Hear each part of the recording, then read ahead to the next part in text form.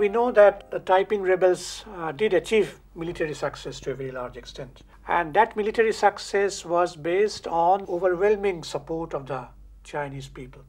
And in fact, initially it was definitely truly a people's war which released the creativity of the masses, unleashed the initiative of the masses. And they adopted social and political program. That was the most constructive part of it. They did not simply rebel or fought against the Manchus. They also did constructive work, development work. And in fact, the principles which they advocated or the revolution measures which they carried through contained many elements, new elements, which denoted a direct break with the ancient Chinese tradition of peasant rebellions. It was these new elements which made Taiping Rebellion stand apart from many previous peasant rebellions. And in fact, the Taiping Rebellion gave inspiration to Sun Yat-sen, to Kuomintang, and also the leaders of the May 4th movement of 1919, and of course the communists also. As for example, as Wolfgang Frank writes, the Taipings took over the idea of equality of all men from Christianity. And this idea combined with many ancient ideas and did much to strengthen their revolutionary program. Let us now turn to the, very briefly, to the revolutionary measures which they adopted. First is common property. Under the Taipings, unlike what we find in the previous regimes, there was no private possession. There should be no private possession. They established a common treasury and a common granary from which provision was made for individual weddings, baths, funerals, or for any other public purpose. Second is a land reform program, most important part. In place of the concentration of land ownership in the hands of the landlords or the scholar officials, the makers of the new order proclaimed an equalitarian agrarian law.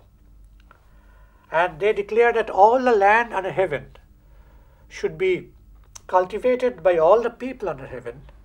Let them cultivate it together. That was their declaration in an agrarian law. And all the land was divided into 9 categories according to its quality and was allocated for the use of the population. And the peasants retained only that part of the produce for himself that was needed for his own subsistence. Taxes were reduced to a level which was lower than demanded by the Manchus. They proclaimed that in a rebel state, there should be no person who is not well fed and well clad. It was a clearly anti-feudal program. Anti-feudal program. Abolition of feudalism and the distribution of land among the landless peasants or poor peasants. The third is the position of women, which is also very important. In traditional Chinese society, women had always been, they had a subordinate position and they did not have any right over property. They did not have any say over family affairs or public affairs. Now the Taipings made a qualitative departure from this situation, from the past, and they sought to tear apart the ropes and create a new society based on equality between men and women. A feudal society where women did not enjoy any rights whatsoever. They forbade prostitution and the purchase and sale of women in marriage. They declared that all men and women are equal. Now, this undoubtedly was an act of revolutionary significance in the context of 19th century China. And in the rebel order, women could sit for state examinations and occupy same civil and military positions as those of men. And one remarkable feature is the existence of women's units in the Taiping army, rebel army. Monogamy was made obligatory. Rape was punishable by death. And a marriage ceremony similar to the Western system of church wedding was introduced. Fourth, temperance. Like tobacco and alcohol, opium was strictly prohibited, and this was also enforced in practice. It was a clearly anti-foreign, anti-imperialist in character. Then we have attack on images. The Taipings were monotheistic, and their activities showed signs of, in a sense, of their intolerance towards other religious sects. They were influenced by Christianity, Protestantism. They were opposed to the Catholics, but they were pro-Protestant in one sense. Hung Xiuquan himself was a Christian. He adopted Christianity. They were influenced by Christianity. They destroyed the images, statues, and temples of Buddhism, Confucianism, and even Taoism. And it is pertinent to point out here that attacks on the Confucian tablets or Confucian structures only betrayed their anti-feudal feeling, because Confucianism was very much part and parcel of the feudal society of China, because it was Confucian ideology which sustained the feudal system for nearly 2,500 years. Then we have the treatment of foreigners. The Taipings recognize none of the privileges extracted by the foreign powers. To them, everyone was equal. Yes, they did not regard them as superior, so that all men from afar are barbarians. No, all are equal. There should be relationship should be based on equality among all. And they were also fairly alive to the challenge of the West. They knew Western designs. Then we have the calendar reform. The traditional Chinese calendar was a lunar calendar that was based on the movement of the moon. The Taipings introduced a completely new calendar which represented a combination of both solar and lunar elements with a 7-day week like the Western system. Then we have the literary reform, important one. They also introduced important changes in the written language of the people. The Chinese language did not have any alphabet. It is ideographic. Still now there is no alphabet. And there was wide variety in dialect. Hunanese dialect is one, Cantonese dialect is another. Despite such differences, the written language was the same everywhere. Unlike our country, written language was the same everywhere, and that despite disunity in other fields, it was this which could hold the Chinese nation together, because the language, written language, was the same everywhere, be it in Hunan or in Canton or in, let us say, Sichuan or Shenxi or in any other part of China. But the problem was that overwhelming majority of the Chinese people did not know the written language, because it is very difficult to get into the Chinese language, simply because there was no alphabet. We have only characters and no alphabet. That is the reason. And so the problem was to make the written language come closer to the colloquial speech. That was very important. The Taipings made an attempt in this direction. They relaxed the heavily conventional written style, which was quite different from the spoken language, by approximating it more closely to the colloquial speech. So in this sense, they were precursors to the Mayfort movement reformers, who also did the same, attempted the same. Now, the Taiping Rebellion, as you know, took place at a time when the Chinese society had been undergoing a process of transition from a feudal society to a semi-feudal and semi-colonial one. And it started roughly from the time of the Opium Wars, when the foreign powers started encroaching into China, extracted privileges, etc.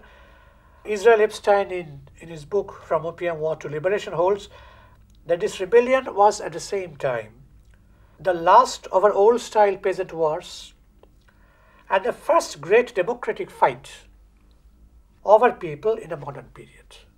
So it combined elements of both the old style and the new style.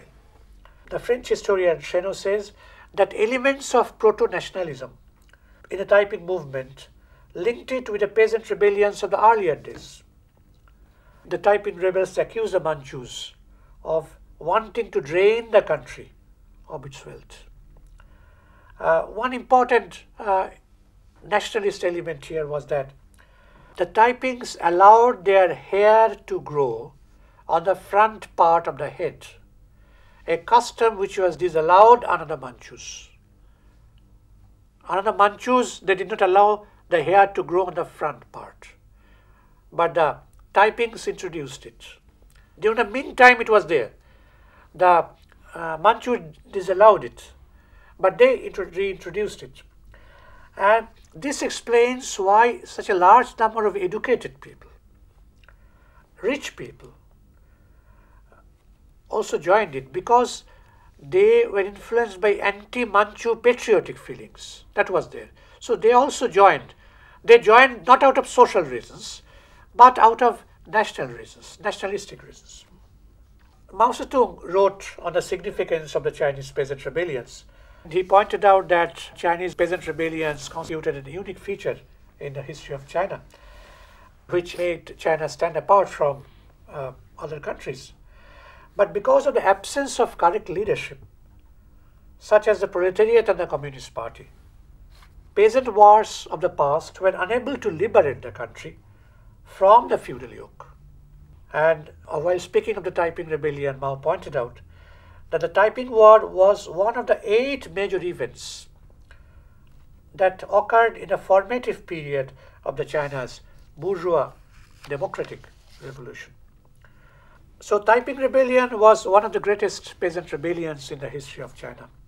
It failed for reasons that had led to the miscarriage of many other rebellions in the past. Yes, the rebels wanted to set up an equalitarian utopian society. They had a utopian vision, no doubt. And their reforms were actually of a character as to pave the way to capitalism. However, the productive forces in China at that time were still not ripe for such a social change to take place, for such a social transformation. Mao Zedong wrote that peasant uprisings and peasant wars in China had no parallel anywhere else. But because there were no new productive forces and new relations of production, nor any advanced political party or political program, every peasant rebellion failed to attain the goal, and the peasantry was used by the landlords and the nobility only to bring about dynastic changes. So these were utilized to bring about dynastic changes simply because the situation was not ripe for such a social revolution or basic social transformation. Why was there such a huge women participation in the Taiping Rebellion, so much that there was a separate women's unit in the revolutionary military outfit? One reason probably, which has been suggested by Sheno, is that it was the breakup of the Chinese families in the countryside. Breakup of the Chinese families as a result of the feudal crisis in China. That explains such large-scale participation of women in peasant rebellions in many parts. That is one. There is another suggestion coming from another historian. According to her, Julia Kristeva is her name. Pirates joined it because as a result of Confucianism was very much patriarchal, masculine, patriarchal. Taoism, another important philosophy, which also exercised sufficient influence on the Chinese population right from the second century, right from the days of Confucius. Same, more or less, arose in the same period, 6th century, 5th century BC. That was the period, or something later, somewhat later. Now, Taoism was very much pro-women. And Kristeva says that it was the Taoist areas which allowed women relative freedom, more freedom, no doubt. And so since women were free in the Taoist areas rather than in the Confucian areas, so it was that freedom which helped them to protest, to protest against injustice, and to join the rebel ranks. So it was all these factors, the socio-economic reason, and their response to the breakdown of the family system in the countryside, as also the freedom which they enjoyed in some areas, which explains the large-scale participation of women in the peasant rebellions. Section of the rebel leaders set up a bureaucratic state in Nanking, somewhat similar to the one they wanted to overthrow. So my question is, sir, is this failing bound to are such failings bound to impede all social revolutions in all ages in history? It is one case. It can happen, but the fact is that it happened because since all of them were coming from the old society, they had been coming with the old ideas.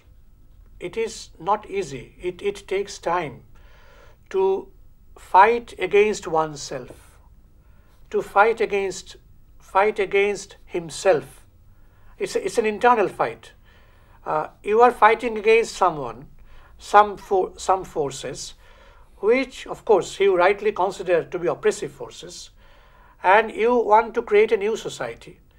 But since old ideas are very much, you are not totally free from the old ideas, so it can happen that you will have to, you can get influenced even when you have set up a new order. And in fact, that is the reason why Mao thought about the Cultural Revolution. Even when we have a new social order, we have a new socialist society, there is a need for a new cultural revolution, because the need for change in the superstructure is very much important. So, of course, that did not take place. So, so old ideas remain, and it was their failure to combat old ideas and to imbibe new and to get oneself enriched with new ideas that probably explains why they moved in opposite direction after some years.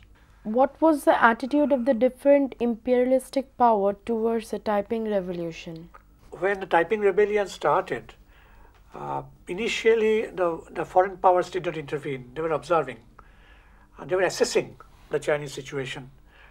And since the Taiping Rebellion was basically anti-Manchu, Hung Xiuqian himself was a Christian, he was advocating something which is progressive, they welcomed it. But later on, when they realized that the Taiping Rebellion would not come to their help, it would also go against them, because they had been introducing measures which were also anti-foreign, not just anti-Manchu or anti-feudal, but which were also anti-foreign, anti-imperialist. They were very much anti-opium. So when they realized this, it was after that they intervened in defense of the Manchu state, and many troops from many countries, thousands of troops from many countries, they adopted an anti-Taiping attitude and directly, militarily got themselves involved in crushing the Taiping Rebellion.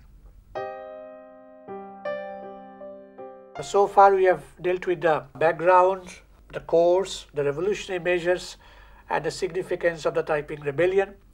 This Taiping Rebellion, which took place from 1851 to 1864, has been acclaimed as one of the greatest of the Chinese peasant rebellions, and it was of course the greatest of rebellions in the modern history of China.